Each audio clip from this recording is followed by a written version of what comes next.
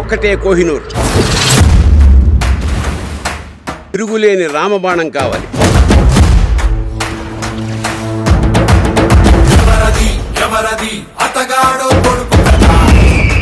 ఇప్పటిదాకా మేకల్ని తినే పులిని చూస్తుంటారు, ఇప్పుడు పులుల్ని వేటాడే బెబ్బుల్ని చూస్తారు. ఎత్తుకోలేకపోతున్నాను, సాయం చేస్తావా?